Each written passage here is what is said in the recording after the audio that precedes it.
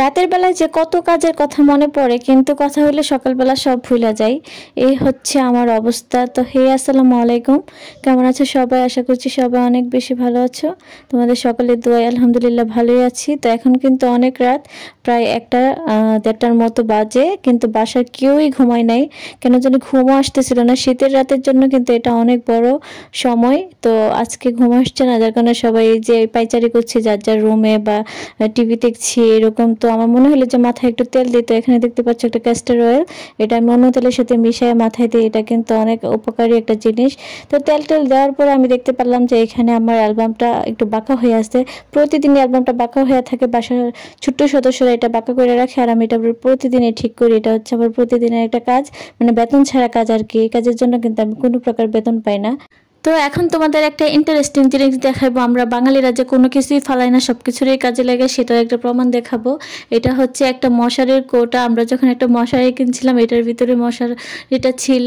তো এটারে দেখো, অনেক বড় তো কোটাটা, এটার কাজে লাগাই ফেলছি। এখানে কিন্তু আমরা এখন বিস্কিট রাখি। এখানে প্রায় 2-3 কেজি বিস্কিট একসাথে রাখা যায়। তো এই জিনিসটা কিন্তু আসলে অনেক ফানি, তাই না বলো? ফানি না, এটা অবশ্যই একটা কাজের কাজ করছি।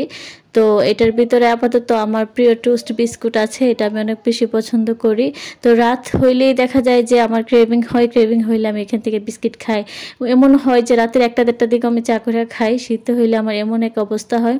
তো এখানে এটা দেখাইতে দেখলাম যে ঘরের অবস্থা একদম যাতা করে রাখছে। ফ্যানটার আমি কোনোদিনও জায়গায় রাখলে জায়গায় পাই না। এটা সবসময় আঁকা বাঁকা করে, এটার ঘাড় বাঁকা মাকা করে থয়ে রাখে। তো এটারে এখন ঠিক করলাম। আর এই যে আমার ঘোড়াটা, এটা আমি ঈদের সময় কিনছিলাম, বুঝছো? তো এটা একটু সুন্দর করে রাখলাম। তো এখানে দেখতে পাচ্ছ বিছানা রেডি করা হয়েছে। আরেকটা বাঙালিয়ানা দেখাই তোমাদেরকে। এখানে দেখতে পাচ্ছ যে চাদর উল্টা করে বিছানো হয়েছে।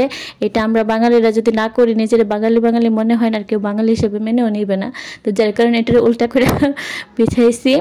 এই যে কম্বল দেখতে পাচ্ছ, শীতের রাতে খালি মন চাই শুয়ে শুয়ে মোবাইল টিপি, কিন্তু মাঝে মধ্যে সেটা হয় না।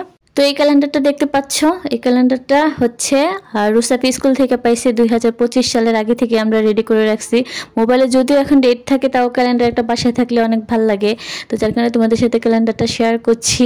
এখানে অনেক সুন্দর সুন্দর দেশের জাতীয় বিশ্ববিদ্যালয়গুলো বা যেটাই ছিল আমি এমনিতে তোমাদের সাথে শেয়ার করলাম। আর আরেকটা কথা হয়েছে, দেখো এই যে এটা প্রতিদিন আমি প্ল্যান করে সকালে রোদে দেবো, দিয়ে ভালো করে ছেড়ে টেরে এনে বাসায় ফ্লোরে মানে ম্যাটটা বিছাবো। কিন্তু কথা হয়েছে কি, প্রতিদিনই রাতে প্ল্যান করে কিন্তু সকালবেলা মনে থাকে না। তো যাই হোক, অনেক পাইচারি করে টোরে এখন মনে হইলো যে ওয়াশিং মেশিনে কিছু কাপড় দেওয়া দরকার। এগুলো রাতে দিয়ে রাখবো, তারপরে সকালবেলা এগুলো ওয়াশ হয়ে গেলে তারপরে রোদে দিয়ে দেবো। কেননা ছাদে এখন তারই পাওয়া যায় না, এই যে কাপড় শুকানোর জন্য। শীতকাল তো সবাই একটু রোদ উঠলে পাগল হয়ে যায়, সবাই তারে কাপড় দেয়। যার কারণে এখন রাতেই সবগুলো কাপড় ধুয়ে রাখবো, তারপরে সকালে যা হওয়ার হবে। তো এখানে দেখতে পাচ্ছ হচ্ছে ম্যাজিক পেন্সিল। এটা হচ্ছে একটা হাতিয়ার, একটা রুসাফির। আজকে দেখে মানে লাইব্রেরিতে পাগল হয়ে গেছে এটা কিনে দেওয়ার জন্য। পরে ওদেরকে এগুলো কিনে দিলাম। এটা কিন্তু মানে ছোট সময় আমারও ছিল। এটা আমার খুব একটা প্রিয় পেন ছিল। ছোট সময় আমার প্রিয় একটা কার্টুন ছিল। তো ওই কার্টুনের মধ্যে একটা পেন ছিল। কার্টুনটার নাম আমার মনে আছে, যাক বলি না, যদি আবার কোনো কিছু সমস্যা হয়। অনেক সময় দেখা যায় যে সিনেমার নাম নিলেও কপিরাইট খেয়ে বসে আছি। তো এরকম আর কি। তো যাই হোক, এখন কিছুই নাম বলবো না। তো তোমরা যারা এই কার্টুনটা দেখছো তারা অবশ্যই চিনবা। তো এই কার্টুনটাতে একটা সুন্দর কলম ছিল, তো ওই কলমটা পর্যন্ত আমি কিনছিলাম। তো এটা ম্যাজিক পেনটাও আমার ছিল। তো এইখানে রুসাফি একটা খালি পেজটার মধ্যে ওর দেশের নাম লিখছিল। আমাকে বলছিল যে তুমি একটু ভিডিও করো, দেখো যে এখানে কত সুন্দর লাইটিংয়ে দেখা যায়।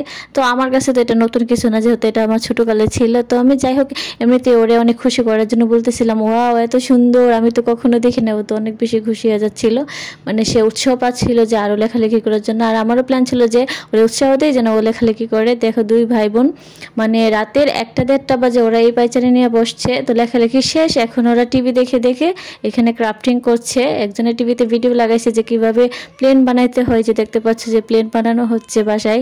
জানি না কতটুকু সাকসেস হবে, তবে আমি উৎসাহ দিচ্ছি যে তোমরা পারবা, বানাও। তো এই হচ্ছে কথা। মনে করে আঁকাআঁকির জন্য কোনো কিছু বাকি রাখে নাই। হাতিয়ারে দেখতে পাচ্ছ যে এই যে একটা ওষুধের প্যাকেট নিয়ে বসছে, যে এটার ভিতরে আঁকাআঁকি করছে। এই পেন্সিল আনার পরে সোফায়, ফ্লোরে, দেওয়ালে, আমার কপাল, গাল, হাত, আমার পায়ের পাতা, কোনো কিছু বাকি রাখে না। এই 2 ভাই বোন এত আলামত করছে এই ম্যাজিক পেন দিয়া। যাই হোক, আমি খুব এনজয় করছি এই জিনিসটা। যে দেখতে পাচ্ছ আরেকজনের কেরামতি, সে এখানে আঁকাআঁকি করছে, তারপর লাইটিংটা দিয়ে আবার দেখছে, হয়তো মোবাইলে উঠছে না সে বিষয়টা। তো যাই হোক, এই হচ্ছে একটা আমার এলোমেলো ব্লগ।